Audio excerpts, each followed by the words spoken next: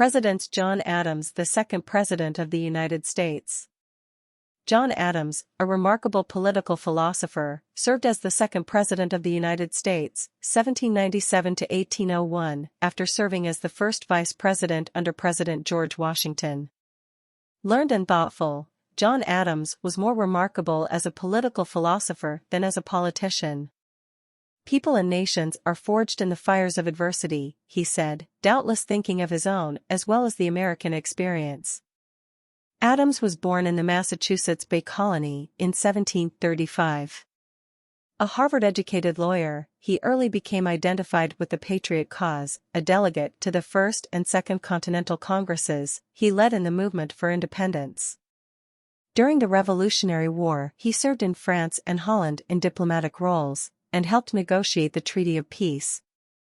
From 1785 to 1788 he was minister to the Court of St. James's, returning to be elected vice president under George Washington.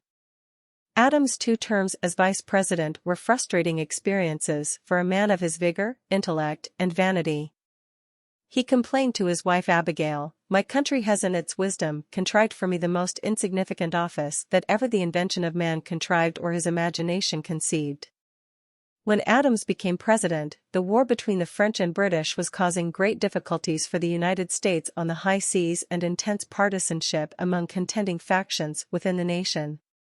His administration focused on France, where the Directory, the ruling group, had refused to receive the American envoy and had suspended commercial relations.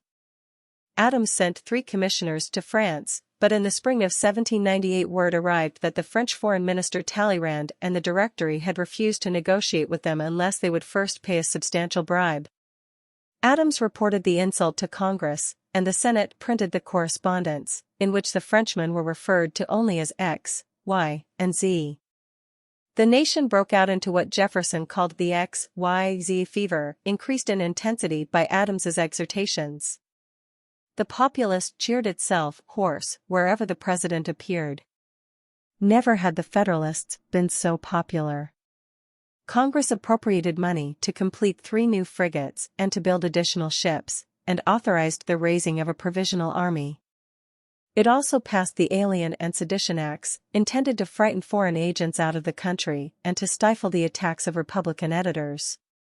President Adams did not call for a declaration of war, but hostilities began at sea.